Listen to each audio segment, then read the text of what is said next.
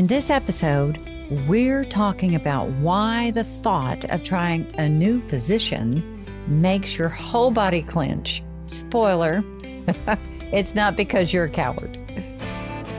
Sexy After 50.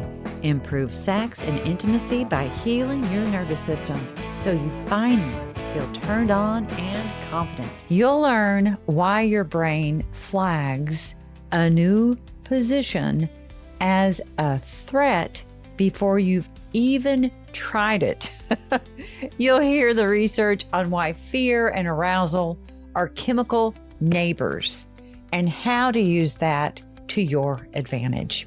You'll leave with a weekend practice that teaches your body novelty is safe, one small dose at a time. Okay, quick commercial. Quick note before we dive in, Alive is coming this August. It's 28 days to reclaim your desire for women after 50. It's a 28-day guided experience to rebuild your capacity for pleasure, presence, desire. Everything we practice on this show deepened over 4 weeks and hanging out with me. So keep your ears open for that. And now back to our show. Okay, we're going to start with what's actually happening when your partner suggests something new and your tummy drops. See, your brain is not a camera recording the present moment. Neuroscientist Lisa Feldman Barrett, we've talked about her before, she spent her career showing that the brain works by prediction. It's constantly guessing what happens next based on everything that came before. And when you've had sex the same way for years, your brain has that experience fully mapped. It knows the angles, the pacing, what your body does, what his body does. Prediction complete equals safe. However, a new position has no map. And here's the part that nobody's telling us. To a predicting brain, no map does not read as neutral. It reads as risk, high alert, risk. So your nervous system fills in the blank space with the worst case scenarios. What if it hurts? What if I look ridiculous? What if my knees give out? What if he sees my belly from that angle? Your body braces before you've moved a single muscle. And girl, in chakra psychology, this is your root center. That's your very first chakra, and it's doing exactly what it's been created to do. The root governs safety, and it treats the unfamiliar as unverified. Not bad, unverified. And your fear of a new position isn't any type of character flaw. It is a prediction error. And the prediction errors can be updated. And that's the whole game we're playing today. So now let's talk about what bracing actually feels like, because most of us misname it. So you know that moment when you're in mid-transition into something new and suddenly you're stiff, robotic, hyperaware of every limb. You might call it awkward. Somatic experiencing founder Peter Levine would call it something else. A partial freeze. Levine's work shows that when the body perceives threat, that it can't fight or flee, it breaks. Muscles tighten, breath goes shallow, sensation dims, you're physically present and somatically gone. And here's why that matters for a new position specifically. Awkwardness is not evidence that the position is wrong for you. It's evidence that your body hit the brakes while it assessed. And a breaking body, girl, it cannot feel pleasure. Because sensation requires the system to release those brakes. So when a woman tells me, I tried something new and girl, I felt nothing, so I guess I'm just not adventurous, I want to stop them right there. You didn't feel nothing because you're not adventurous. You felt nothing because your body was busy protecting you. Protection and pleasure run on that same nervous system, but never at the same time. Your body chose protection. That was intelligence. You have such an intelligent, gorgeous body.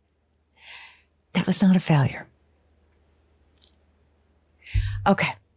So while I've got your ear for just a hot second, another quick commercial. Don't leave me. There's something good coming after this. Just a second.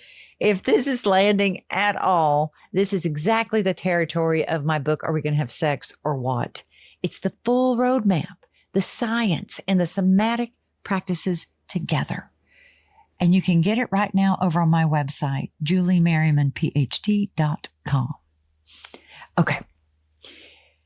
Here's where this gets fun, because your fear is closer to arousal than you think. In 1974, researchers Donald Dutton, not tied to Yellowstone, and author Aaron ran a now famous study on 2 bridges. Men crossed either a high, swaying suspension bridge or a low, sturdy one, then met an attractive interviewer. And we've looked at this research before, but it's worth repeating. The men from the scary bridge were significantly more likely to find her attractive and call her afterward. Their bodies were flooded with arousal chemistry from the height, and their brains relabeled that, get this, as attraction. There's some dating advice no one ever gave us, right? I say tongue in cheek.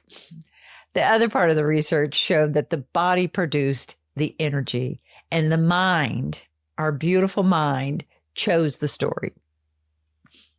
And then Cindy Meston's lab at the University of Texas took this further with women specifically.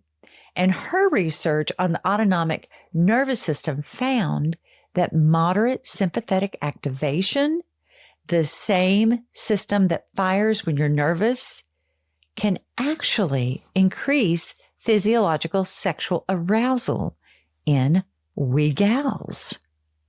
Moderate is the key word. A little activation amplifies, a flood shuts everything down.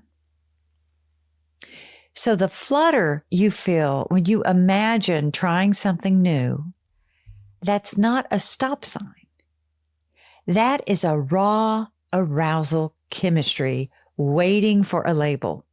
Your solar plexus, the seat of that labeling power, it governs agency, the ability to say, this energy is mine, and I decide what it means. It's very powerful. The women who enjoy novelty in bed are not fearless by any means. They've learned to read activation as aliveness instead of alarm. That is a skill, and skills can be practiced. One more piece before your weekend practice, because this is the reframe that changes everything. Author Aaron, same researcher from the bridge, spent decades studying long-term couples. His self-expansion research found that couples who do novel, even mildly challenging activities together report more relationship satisfaction and more attraction to each other. Novelty literally relights the reward circuitry that routine has put to sleep. Over there smoking a cigarette in the corner. Boring, but you bring novelty in and it wakes it up. But here's the new nuance that I think most people miss. In Aaron's studies, the novelty worked because it was framed as play, shared adventure. Nobody was being graded. No performance anxiety. They're playing. You're having a good time. Most women approach a new position like an exam. Will I do it right? Will my body cooperate? Will he be disappointed? That is that performance anxiety I just spoke of. And performance lives in the head. Your sacral center, below your belly button, governs pleasure, sensuality, and creativity, and it only opens under conditions of play. A new position attempted as a performance will freeze you every time. The same position attempted as an experiment, where laughing and stopping and adjusting are all allowed, that becomes information instead of judgment. That becomes an adventure, an experience, something y'all talk about. The question is never, can I do this position? The question is, can my body stay curious and self-compassionate while I find out? So here's the weekend practice for you. I call it the 10% new, and you're going to run it twice. Once with your clothes on, once without. Saturday, clothed version, pick one ordinary activity and change it by 10%. We've talked about this before, but I'm giving you some different activities to try with that 10%. Drive a new route, eat dinner with your non-dominant hand, take a shower in the dark. While you do it, put one hand on your belly, and I want you to track what is happening inside. Notice a flicker of resistance, a little wave of activation, and breathe through it until it settles. You are showing your nervous system in the lowest possible stakes that unfamiliar and unsafe are not the same word. Sunday, intimacy version. You are not attempting a full new position. You are changing one variable by 10%. A different angle, lights you don't usually use, your hands somewhere new, maybe a new toy introduced, a new lubricant tried, touching things in a different way, putting something in your mouth you've never put there before. But before you begin, you take 5 slow breaths with a hand on your chest and one on your lower belly. And when you feel the flutter, you name it out loud. Activation, not alarm. If your body breaks, girl, you honor it. It's fine. You pause, you breathe, you shrink the newness. You try again, or you don't. Y'all choose. Stopping is simply data, not defeat. So, the 10% this weekend, Saturday clothed, Sunday naked, 10% next weekend. That is how a nervous system rebuilds trust with novelty, not through bravery, through dosage. We're titrating this 10%.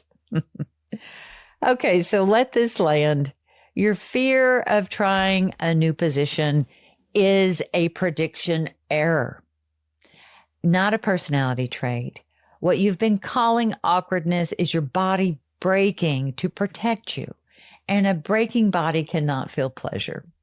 The flutter of nerves and the flutter of arousal are the same chemistry, and you get to choose the label. And novelty opens the door, opens the body. Only, girl, only when it is framed as play with no performance required. We are not doing performance anxiety. We're playing. We're just having some fun. You are not unadventurous. Your body has just been waiting for proof that new is safe. And this weekend, give it 10%. Okay, y'all have fun, and I'll see you in a few days. Sexy After 50. Improve sex and intimacy by healing your nervous system so you finally feel turned on and confident.